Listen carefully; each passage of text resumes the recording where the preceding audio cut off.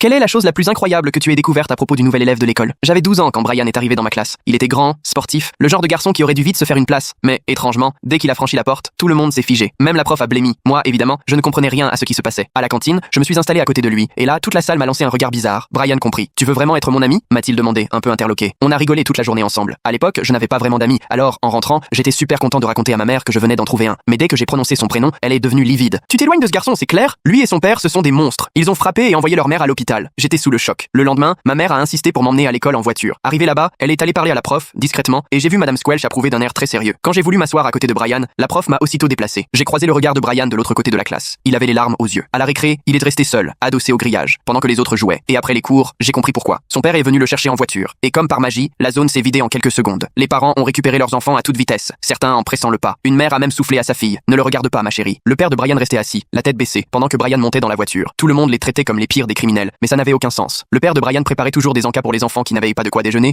et Brian donnait souvent un coup de main après la classe pour aider les plus en difficulté. Franchement, rien ne collait avec l'image qu'on voulait leur donner. Puis, un jour, tout a basculé. Je rentrais chez moi avec les 50 € que ma grand-mère m'avait offert pour mon anniversaire, quand 3 grands de 4e m'ont encerclé. Matez-moi ce gosse de riche, a lancé le plus costaud avant de me pousser à terre. Ils m'ont piqué mon argent, et l'un m'a même donné un coup de pied. J'étais recroquevillé au sol quand soudain, tout le monde a détalé. Le père de Brian était là, sans dire un mot, juste debout à observer. Ça va, petit? M'a-t-il demandé en me relevant. Il m'a raccompagné chez moi, sans faire d'histoire. Quand j'en ai parlé à ma mère, elle a paniqué. Il t'a parlé? Et s'il t'avait emmené je ne sais où? Elle a aussitôt prévenu l'école. Un homme violent s'est approché de mon fils, répétait-elle sans arrêt. Le lendemain, toute l'école était au courant. Le principal a envoyé un mail interdisant au père de Brian de mettre les pieds près de l'établissement. Les parents se sont déchaînés sur Facebook, le traitant de prédateur. À l'école, Brian avait l'air brisé. Il est resté affalé sur son bureau toute la journée. J'ai voulu lui glisser un mot pour remercier son père, mais il m'a stoppé net. S'il te plaît, non, tu ne fais qu'empirer les choses pour lui. 2 semaines plus tard, j'ai trouvé Brian en larmes à la bibliothèque. Il essayait de cacher qu'il pleurait, mais il tremblait de tout son corps. Je me suis assis à côté de lui malgré tout. Ils ont tagué prédateur sur notre voiture, a lâché Brian. Il a perdu son boulot à cause de tout ça. On risque de se retrouver à la rue. Il s'est essuyé les yeux avec rage. Tout le monde le déteste, mais personne ne connaît la vérité. Qu'est-ce que tu veux dire? J'ai demandé. Brian a jeté un œil autour de lui pour vérifier qu'on était seul, puis il a tout balancé. En réalité, lui et son père n'ont jamais frappé sa mère. C'était l'inverse. C'est elle qui les battait. Elle balançait des bouteilles, cassait tout ce qui lui tombait sous la main, utilisait même des briquets. Brian a encore une grosse cicatrice dans le dos à cause d'elle. Mais pourquoi c'est ton père qu'on a accusé? Il a craqué à ce moment-là. Sa mère, en plus de les frapper, menaçait sans arrêt son père. Si jamais il partait avec Brian, elle raconterait que c'était lui le coupable. Mon père a fini par partir avec moi, et c'est exactement ce qu'elle a fait, a sangloté Brian. Elle l'a traîné au tribunal et a tout inventé. Mais alors, pourquoi tout le monde vous croit? Parce que les gens ne cherchent jamais à vérifier quoi que ce soit. Là, il a sorti son téléphone